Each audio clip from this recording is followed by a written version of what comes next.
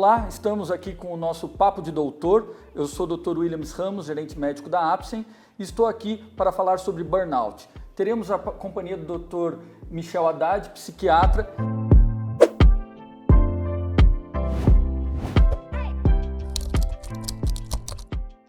Falando sobre esse tema, é cada vez mais comum, tem se tornado um tema recorrente, o burnout? Como vai, Dr. Williams? É um prazer estar aqui com você, agradecer a Apsen também pelo convite e oportunidade. Burnout está sendo aí muito comum, né? A gente está se deparando muito na prática clínica com esse tema, com essa patologia. E para falar de burnout, eu acho legal falar um pouco sobre o histórico de burnout, né? O que é essa síndrome? O burnout ele é um termo em inglês que significa queimar por completo, ser consumido. E é muito interessante que burnout entra na literatura através dos livros de Shakespeare. É a primeira vez que a gente vê esse tema. Mas lá no livro de Shakespeare estava escrito assim, que ela foi consumida por amor. Mas já notando então essa queima por completo, essa pessoa que fica exaurida.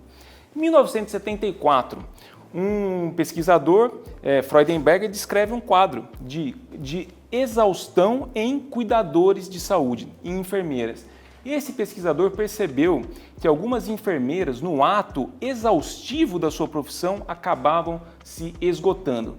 Aí você pode me perguntar assim, Michel, mas um outro nome de burnout não é justamente a síndrome de esgotamento profissional? Realmente, é outro nome que a gente vê nos códigos diagnósticos. Bom, esse conceito evoluiu, né? Depois alguns pesquisadores, como Meslet, por exemplo, cunhou melhor essa doença e a gente então expandiu para além de profissionais de saúde. O que é importante, Dr. Williams? Na atualidade, qualquer profissional, independente da sua área de atuação, pode desenvolver burnout, pode ser consumido, pode ser exaurido pelo trabalho, o trabalho intenso, né? Aquele trabalho desmedido.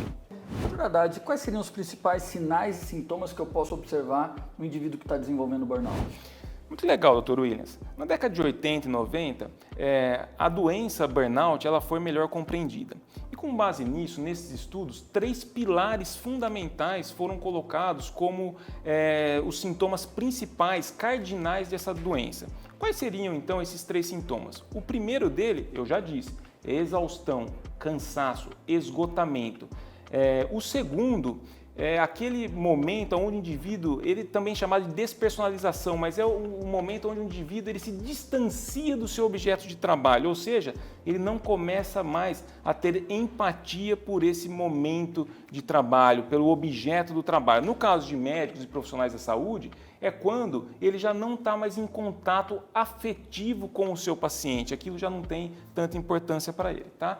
E o terceiro ponto, e não menos importante, é a falta de reconhecimento. É quando o indivíduo ele ali não consegue mais se reconhecer, não consegue ter mais prazer na sua atividade e, consequentemente, a sua eficácia profissional cai bastante.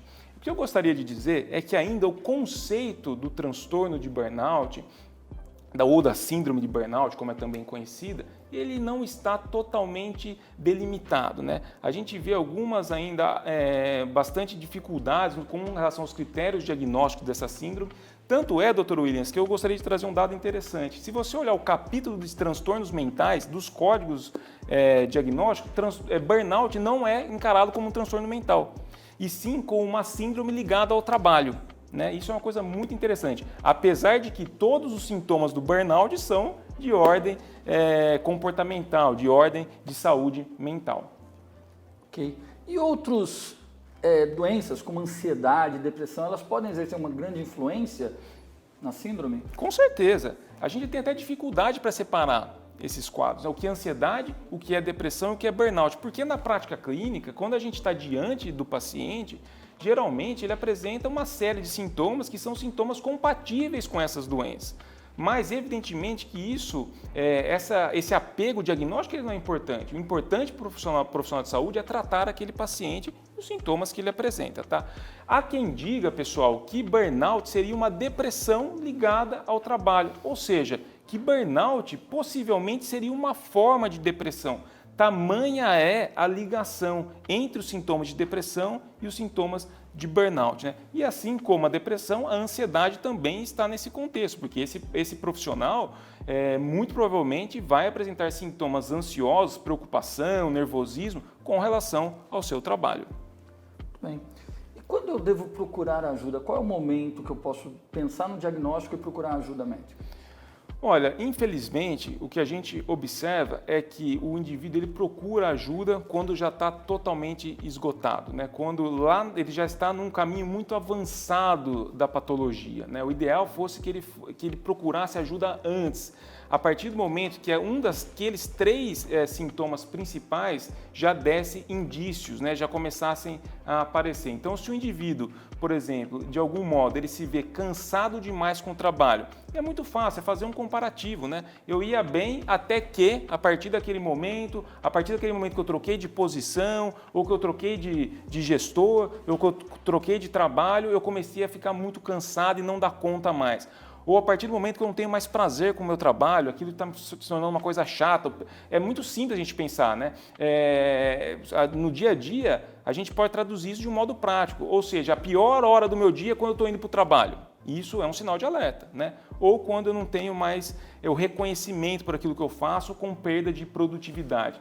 Eu não dou conta mais de produzir o que eu preciso. E isso, com certeza, vira uma bola de neve. Isso é uma avalanche, né? Um vai ligando ao outro, vão vindo mais sintomas e o meu quadro vai piorando.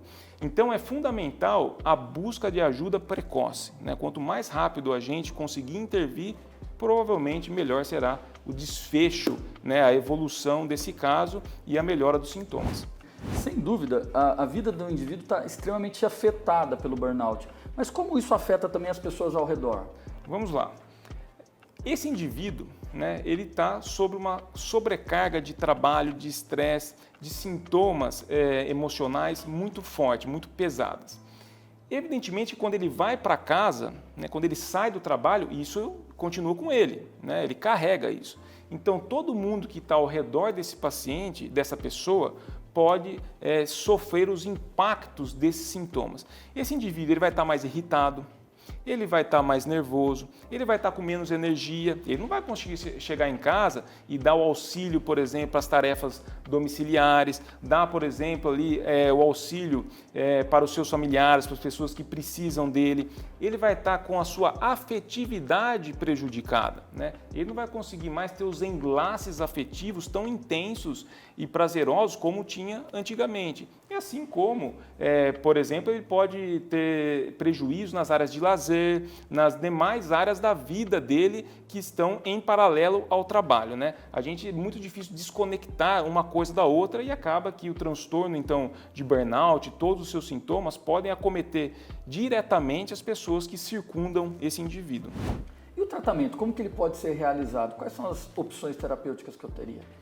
Legal, quando a gente fala em transtornos mentais, a gente sempre tem 2 opções terapêuticas, as medidas medicamentosas e as não medicamentosas. As medidas medicamentosas, elas vão depender muito de quais sintomas o paciente apresenta. Se é um quadro ansioso, depressivo, eu posso usar então os antidepressivos e os ansiolíticos também se a ansiedade for muito proeminente. Se for um quadro de insônia, eu vou tratar a insônia desse paciente. E as medidas não farmacológicas são toda aquela mudança na vida do indivíduo, né, nos hábitos de vida dele, então as medidas comportamentais para diminuir o estresse, a sobrecarga e também a psicoterapia. Uma outra coisa muito legal que a gente pode utilizar também são os dispositivos de meditação, né? A meditação tem cada vez mais se comprovado como uma importante estratégia no tratamento de condições referentes à saúde mental, como por exemplo a síndrome de burnout. E me diga, como que eu posso fazer para evitar a síndrome de burnout? Ou o que eu posso fazer para ajudar alguém que está sofrendo com essa síndrome? Essa é uma pergunta muito interessante, Dr. Williams, porque é uma pergunta que leva a um contexto cultural, né? A gente, diante aí desse estresse mental, das rotinas de trabalho tão extenuantes, a gente não pode cair na falácia de que o estresse é ok, né? Que o comum é a gente viver estressado, sob grande pressão, né? E que aguentar isso é sinônimo de eficácia, né? Que esse indivíduo ele vai ser reconhecido porque está aguentando mais o estresse. Ao contrário, esses indivíduos provavelmente vão ser menos produtivos. Então, eu acho que prevenir o burnout é um trabalho conjunto, né? Conjunto do empregador e do empregado, né? Então, assim, as empresas elas podem traçar estratégias de gestão em saúde para cuidar desses funcionários, né? Colocar as coisas de modo transparente entre metas, habilidades, instrumentos que aqueles funcionários, que aqueles colaboradores têm e que eles possam oferecer sem serem esgotados, né? Então, achar esse equilíbrio é importante. E para o empregado, o funcionário, é importante, né, no ambiente de trabalho ou o profissional autônomo também, reconhecer os seus limites, né? Olha, eu posso ir até tal ponto, esses são os recursos, os instrumentos que eu tenho. E se eu passar desse ponto, então, se esse estresse, essa ansiedade, né, se esses sintomas de sofrimento psíquico, que geram sofrimento psíquico, forem muito constantes, a gente tem que buscar ajuda. Algo está errado. E volto a dizer, quanto mais rápido eu abordar esses sintomas e buscar ajuda, com certeza o meu desfecho será mais favorável. Bom, muito bom. Doutor Haddad, apenas suas considerações finais para a gente finalizar esse tema tão importante. Olha, doutor Williams, é uma coisa, infelizmente, muito atual. A gente vê os índices dessa patologia aumentando, né? E o impacto negativo disso, não só na saúde dessas pessoas, mas também em todo o contexto social, funcional, não é? E é fundamental fazer esse apelo, né, para que a gente olhe então com mais carinho entre essas relações entre empregadores e empregados, né, entre pessoas e suas atividades funcionais, para a gente conseguir então diminuir o impacto dessa síndrome na nossa sociedade. Bem, agradeço o Dr. Michel Haddad que esteve conosco hoje e agradeço a todos que estão conosco aqui no Papo de Doutor. Nos vemos logo em breve.